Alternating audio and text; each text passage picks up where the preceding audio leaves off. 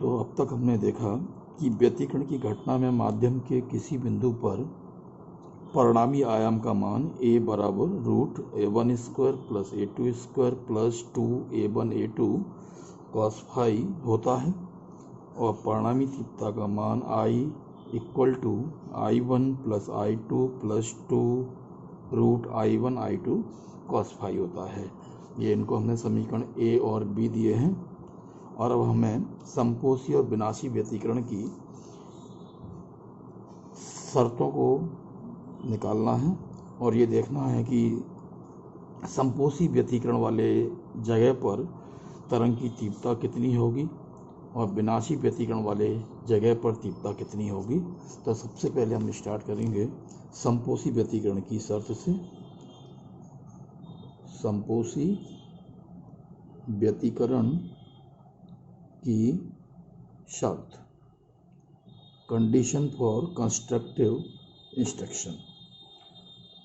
तो संपोषी व्यतिकरण उन स्थानों पर होता है जहाँ पर तरंग की तीव्रता सबसे ज़्यादा होती है। तो समीकरण बी में हम देख रहे हैं कि तरंग की तीव्रता cos phi की वैल्यू पर निर्भर करती है और चूंकि cos phi का मान -1 से लेकर के +1 के बीच होता है, तो जाहिर है कि I का मान सबसे ज़्यादा होने के लिए cos phi की वैल्यू 1 होनी चाहिए। तो अतः संपोषी व्यतिकरण के लिए cos phi की वैल्यू होनी चाहिए +1 और हमें पता है कि cos phi का मान 1 कब कब होता है, जब phi इक्वल टू कितना हो 0, cos 0 की वैल्यू 1, 0 डिग्री या 0 radian and 2 pi, 4 pi, 6 pi and so on. इन सभी phi के इन सभी मानों के लिए cos phi की वैल्यू हमेशा 1 रहेगी। तो हम इसको यूँ भी लिख सकते हैं एक जनरल टर्म में, phi इक्वल टू 2n पाई, जहाँ पर n की वैल्यू 0, 1, 2, 3 एंड सो ऑन। देखिए अगर हम n इक्वल टू 0 यहाँ पर रखेंगे तो phi की वैल्यू 0 मिलेगी, n इक्वल टू 1 रखेंगे तो 2 पाई मिलेगी, n इक्वल टू 2 रखेंगे तो 4 पाई मिलेगी, 3 रखोगे यहाँ पर तो ये 6 पाई हो जाएगा। तो हम देख रहे हैं संपोषी व्यतिकरण के लिए संपोषी व्यतिकरण उन स्थानों पर होगा जहाँ पर phi का मान या तो 0 हो, अगर हम 0 रखेंगे तो 0 होगा, या फिर हम कहेंगे पाई का समगुणज, क्योंकि n कोई भी संख्या हो सकती है 1, 2, 3 जो सम या विषम है, और किसी भी संख्या में हम 2 का गुणा करेंगे तो होगी सम संख्या। तो ये पाई का समगुणज, यानी माध्यम के जिन बिंदुओं पर कलांतर या तो 0 हो या पाई का समगुणज हो वहाँ पर संपोषी व्यतिकरण होगा। ठीक है, हम इसको पथांतर के रूप में भी लिख सकते हैं। पथांतर यहाँ पर देखें, चूंकि पथांतर यानी पाथ डिफरेंस, हम इसको मार्ग अंतर भी कह सकते हैं। मार्ग अंतर और कलांतर में जो संबंध होता है, पथांतर को हमने डेल्टा x से लिखा और ये होता है λ/2 पाई गुणा कलांतर। यहाँ पर ध्यान दें, कल भी हमने बताया था कि जब दो सोर्स हैं S1 और S2 और इनसे तरंगें चल करके माध्यम के किसी बिंदु पर पहुँचेंगी तो इनके द्वारा जो चली गई दूरी होगी, इस दूरी के अंतर को हम कहेंगे पथांतर या मार्ग अंतर, और इसी मार्ग अंतर के कारण यहाँ पर कलांतर भी होता है। तो मार्ग अंतर और कलांतर में ये रिलेशन है, इस रिलेशन का उपयोग करके हम पथांतर भी निकाल सकते हैं। तो देखें संपोषी व्यतिकरण वाले केस में जो पथांतर आएगा किसी बिंदु पर λ/2 पाई और फाई की वैल्यू जो अभी हमने निकाली थी कितनी थी 2n पाई, तो 2n पाई, 2 पाई से 2 पाई कैंसिल हो जाएगा, तो डेल्टा एक्स इक्वल टू 2 और पाई कैंसिल हो जाएगा, तो ये हमारे पास बचेगा n लैम्डा, और यहाँ पर n की वैल्यू क्या है 0, 1, 2 एंड सो ऑन। यानी अगर हम 0 रखेंगे तो ये पथांतर हो जाएगा 0, 1 रखेंगे तो पथांतर हो जाएगा लैम्डा, 2 रखेंगे तो पथांतर हो जाएगा 2 लैम्डा। यानी जिन बिंदुओं पर पथांतर या तो 0 हो या फिर लैम्डा का पूर्णांक गुणज हो, यानी lambda, 2 lambda, 3 lambda and so on, तो वहाँ पर समपोषी व्यतिकरण होगा।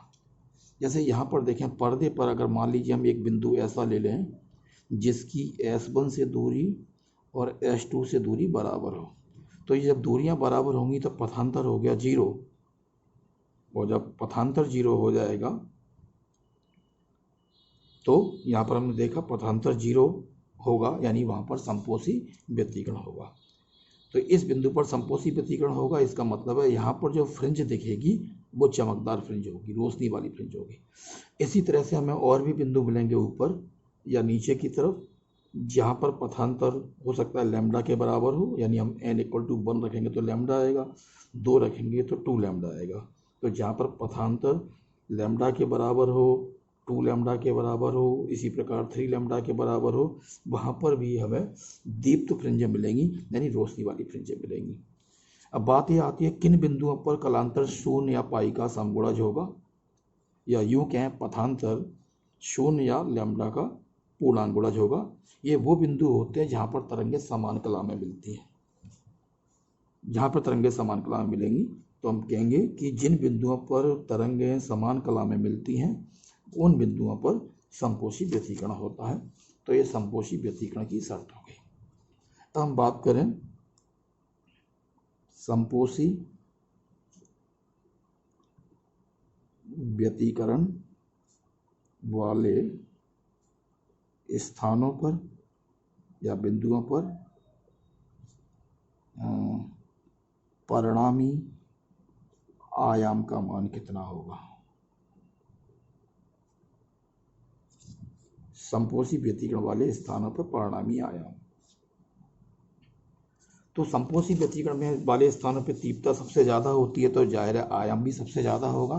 तो हम देखें जो समीकरण नंबर ए जो हमने लिखा था ऊपर, परिणामी आयाम की बात करें तो समीकरण ए में चूँकि हम आयाम कहाँ पर निकालना है, समपोषी व्यतिकरण वाले स्थानों पर, समपोषी व्यतिकरण वाले स्थान पर आयाम निकालना है। और समपोषी व्यतिकरण के लिए शर्त क्या थी, समपोषी व्यतिकरण के लिए शर्त थी कॉस फाई का मान 1 होना चाहिए।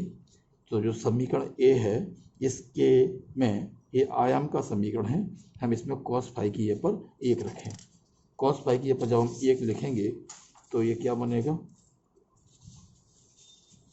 ए equal to root A1 square plus A2 square plus 2A1 A2 और कॉस फाई की ये पे कितना लिख देंगे 1।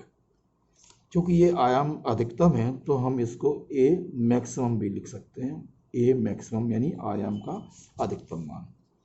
तो हम इसको सॉल्व करेंगे तो ये क्या बनेगा, हमारे पास A1 square plus A2 square plus 2A1 A2, यानी हम इसको लिखेंगे under root A1 plus A2 का होल स्क्वायर, और वर्गमूल लेंगे तो ये आ जाएगा A maximum equal to A1 plus A2। यानी जिन स्थानों पर समपोषी व्यतिकरण होगा वहाँ पर जो आयाम होगा वो दोनों तरंगों के अलग अलग आयामों के योग के बराबर होगा। ठीक है, और परिणामी तीव्रता निकालें तथा परिणामी तीव्रता, परिणामी तीव्रता भी अधिकतम होगी तो तीव्रता के लिए हम इसको संकेत आई मैक्सिमम लिख सकते हैं। और तीव्रता का मान निकालने के लिए हम समीकरण नंबर बी, ये समीकरण नंबर बी जो अभी हमने निकाला था यहाँ पर लिखा था, तो इसके लिए हम यहाँ पर भी कॉस फाई के पे कितना लिख देंगे 1 लिखेंगे तो ये हो जाएगा I1 plus I2 plus 2 root I1 I2 और cos फाई की वैल्यू 1 है तो 1 का गुणा करेंगे तो यही आ जाएगा। तो हम यहाँ पर देख रहे हैं आई मैक्सिमम की जो वैल्यू है वो I1 प्लस I2, तो ये है ही, इसमें इतना और ज़्यादा है, यानी I1 और I2 के मान में जब हम इतना और जोड़ेंगे तब आई मैक्सिमम मिलेगा। यानी हम कह सकते हैं कि आई मैक्सिमम की जो वैल्यू है वो I1 और I2 के योग से भी बड़ी है। कि I1 I2 में जब हम इतना और ऐड करेंगे तभी तो आई मैक्सिमम मिलेगा। तो मतलब आई मैक्सिमम की वैल्यू I1 प्लस I2 से भी ज़्यादा है। यानी कि जो संपोषी व्यतिकरण वाले स्थानों पर जो परिणामी तीव्रता होगी वो दोनों तरंगों की अलग अलग तीव्रताओं के योग से भी ज़्यादा होगी। इसको हम इस तरह से भी लिख सकते हैं, इस लाइन को आई मैक्सिमम, I1 को हम लिख सकते हैं रूट I1 का स्क्वायर, I2 को लिख सकते हैं रूट I2 का स्क्वायर और इसको लिख सकते हैं 2 रूट I1 इंटू I2। तो इस तरह से हम ये कह सकते हैं ये ए स्क्वायर रूट I1 को हम ए पढ़ें, इसको बी पढ़ें रूट I2 को, तो A square plus B square plus 2 B, तो ये ए प्लस बी के होल स्क्वायर का फॉर्मूला बन गया। तो हम इसको लिखेंगे root I1 plus root I2 का होल स्क्वायर आई मैक्सिमम। तो ये संपोषी व्यतिकरण वाले स्थानों पर जो तीव्रता होगी, अधिकतम तीव्रता, उसका मान हम इस फार्मूले से निकाल सकते हैं। तो यहाँ पे ध्यान रखना I1 I2 अलग अलग तरंगों की तीव्रताएं हैं, A1 A2 अलग अलग तरंगों के आयाम हैं। तो अब हम यही कंडीशन निकालेंगे विनाशी व्यतिकरण वाले स्थानों के लिए। तो विनाशी व्यतिकरण की शर्त, तो विनाशी व्यतिकरण के लिए अभी हमने बताया था आपको कि cos फाई का मान चूंकि -1 से +1 के बीच होता है, तो विनाशी व्यतिकरण उन स्थानों पर होगा जहां पर तरंग की तीव्रता सबसे कम हो, 0 भी हो या सबसे कम हो। तो समीकरण बी में हम देखें, ये जो समीकरण बी था हमारा, समीकरण बी में आई का मान कम होने के लिए cos फाई की वैल्यू होनी चाहिए -1। ठीक है, तो विनाशी व्यतिकरण की जो शर्त हमें मिली, तो विनाशी व्यतिकरण के लिए cos फाई इक्वल टू होना चाहिए -1।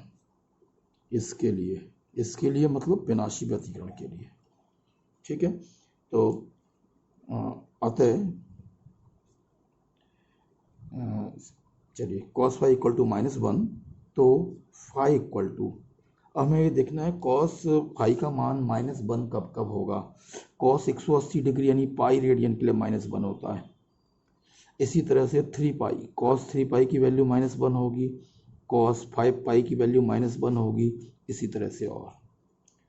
तो इसको हम एक टर्म में लिख सकते हैं। यहाँ पर देखें, ये पाई के साथ 1 का गुणा है, या पाई के साथ 3 का गुणा है, या पाई के साथ 5 का गुणा है।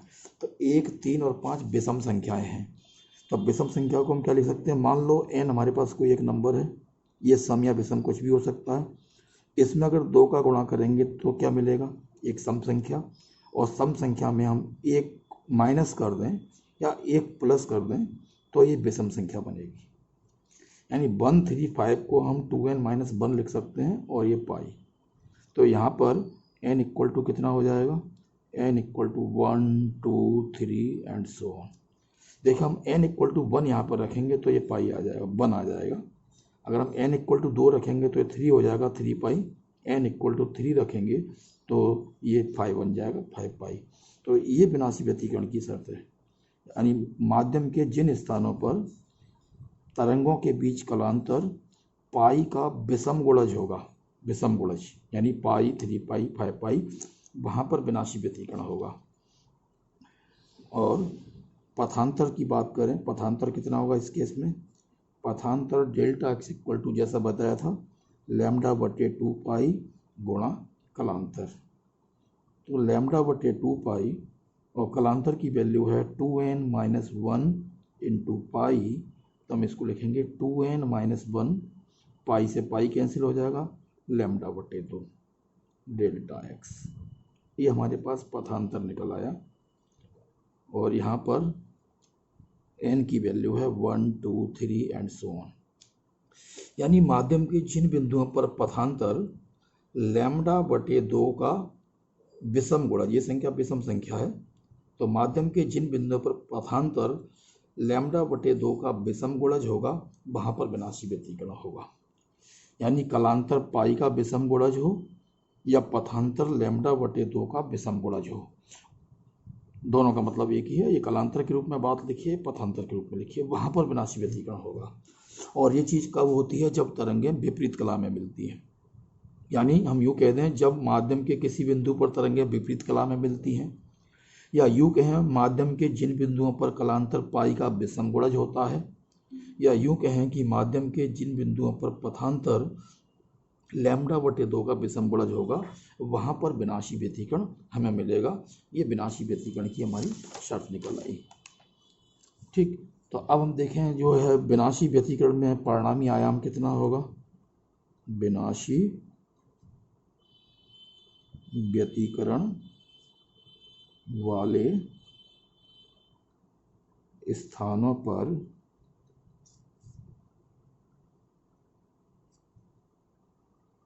परिणामी आयाम। तो परिणामी आयाम निकालने के लिए हम वापस समीकरण नंबर 1 पर आएंगे और समीकरण नंबर 1 ये आप देख रहे हैं। तो विनाशी व्यतिकरण वाली जगह पर cos फाई की वैल्यू -1 होती है, हम यहाँ पर -1 रखेंगे। तो परिणामी आयाम को हम लिखेंगे यहाँ पर a मिनिमम, क्योंकि यहाँ पर आयाम का मान सबसे कम होगा तो हमने लिख दिया इसको a मिनिमम। तो a minimum equal to root a1 square plus a2 square plus 2a1 a2 और cos फाई की पे लिखेंगे -1। ये cos फाई की पर हमने लिखा -1। इसको सिंप्लीफाई करें तो ये आ जाएगा हमारे पास root a1 square plus a2 square minus 2a1 a2, this equal to square root. अब हम देखें ब्रैकेट के अंदर वाली राशि a1 माइनस a2 का भी होल स्क्वायर हो सकती है, a2 माइनस a1 का भी होल स्क्वायर हो सकती है। तो हमने इसको लिख दिया a1 डिफरेंस a2 का होल स्क्वायर।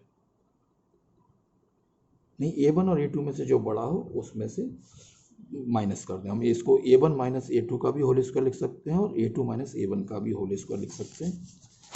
तो a मिनिमम स्क्वायर रूट लेंगे यहाँ पर, तो ये स्क्वायर हट जाएगा, a1 डिफरेंस a2। तो परिणामी आयाम जो होगा वो दोनों तरंगों के अलग अलग आयामों के अंतर के बराबर होगा। चूंकि आयाम ऋणात्मक नहीं होता, विस्थापन ऋणात्मक धनात्मक होता है, इसलिए हमने डिफरेंस का साइन लगाया हुआ है। यानी a1 और a2 में से जो बड़ा होगा उसमें से हम दूसरे को घटा देंगे।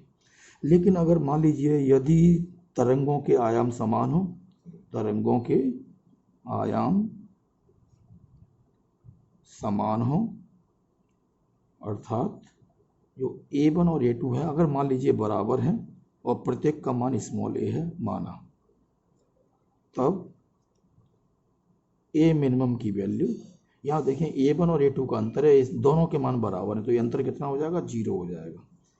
यानी अगर दोनों तरंगों के आयाम समान हैं तो विनाशी व्यतिकरण वाले स्थानों पर जो आयाम होगा वो होगा 0, और अगर समान नहीं है तो वो दोनों के आयामों के अंतर के बराबर होगा। ठीक है, लेकिन न्यूनतम होगा।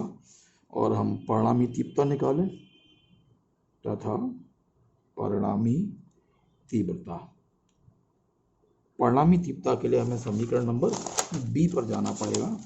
समीकरण बी परिणामी तीव्रता के लिए जो हमने लिखा था समीकरण बी, तो इसके लिए भी हम देखेंगे cos फाई की पे कितना लिखेंगे? -1, और ऐसा करने से आई की वैल्यू न्यूनतम आएगी। तो ये कितना हो जाएगा? I minimum equal to I1 plus I2 plus 2 root I1 I2 गुणा -1। ये कहाँ से निकाला हमने? समीकरण बी से। ठीक है। तो ये हो जाएगा हमारे पास I minimum equal to I1 plus I2 minus 2 root I1 I2। तो यहाँ से देखें, हमें यहाँ से एक निष्कर्ष मिलेगा कि आई मिनिमम की वैल्यू में, यहाँ देखिए I1 और I2 का योग है, इसमें हम इतना और कम करेंगे तब आई मिनिमम मिलेगा। यानी हम क्या कहेंगे कि जो आई मिनिमम की वैल्यू है वो I1 और I2 के योग से भी कम है, क्योंकि I1 और I2 का जो जोड़ आएगा उसमें से हमें इतनी वैल्यू को माइनस करना पड़ेगा तब ये मिलेगा। यानी ये वैल्यू जो आई मिनिमम I1 और I2 के योग से कम है। यानी हम कहेंगे विनाशी व्यतिकरण वाले स्थानों पे जो तीव्रता होती है वो दोनों तरंगों की तीव्रताओं के योग से भी कम होती है। लेकिन तीव्रता के मान को हम इसको इस तरह से लिख सकते हैं कि आई मिनिमम इक्वल टू I1 को लिखा हमने स्क्वायर रूट I1 का स्क्वायर, I2 को लिखा स्क्वायर रूट I2 का स्क्वायर, इसको लिखा 2 root I1 into root I2, ये इस तरह से। तो अब ब्रैकेट के अंदर वाली जो क्वांटिटी है स्क्वायर रूट I1, इसको हम A पढ़ें और स्क्वायर रूट I2 को B पढ़ें तो ये हो जाएगा A square plus B square minus 2AB, मतलब A माइनस B का होल स्क्वायर। तो हम इसको I minimum equal to root I1 minus root I2 का होल स्क्वायर लिखेंगे ये। तो यहाँ पर हम देख रहे हैं जो न्यूनतम तीव्रता है यानी विनाशी व्यतिकरण वाले स्थानों पर वो तीव्रता है वो दोनों तरंगों की तीव्रताओं के स्क्वायर रूट के अंतर के वर्ग के बराबर होगी। ठीक, और अगर मान लीजिए दोनों तरंगों के आयाम समान हैं तो उनकी तीव्रताएं भी समान होंगी। यदि तरंगों के आयाम समान हैं तो I1 बराबर I2 बराबर I, ये हमने मान लिया। कारण क्या है, हमने बताया था आपको जो तीव्रता होती है वो आयाम के तीव्रता आयाम के वर्ग के समानुपाती होती है। तो अगर आयाम समान होंगे तो तीव्रताएं भी समान होंगी। तो अगर दोनों तरंगें समान आयाम हैं तो उनकी तीव्रताएं भी समान होंगी। और ये वाला मान हम अगर इसमें रखें तब आई मिनिमम, जब I1 I2 के मान बराबर हैं तो ये वैल्यू कितनी हो जाएगी, 0।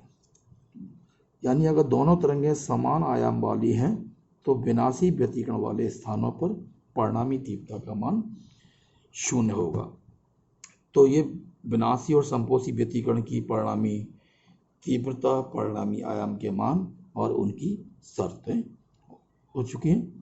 और नेक्स्ट वीडियो में हम बात करेंगे कि तीव्रता वितरण ग्राफ, यानी पर्दे के अलग अलग बिंदुओं पर प्रकाश की तीव्रता अलग अलग होती है, उस तीव्रता को अगर हम ग्राफ के द्वारा बनाएं तो किस तरह का ग्राफ आएगा, ये बात हम नेक्स्ट वीडियो में करेंगे।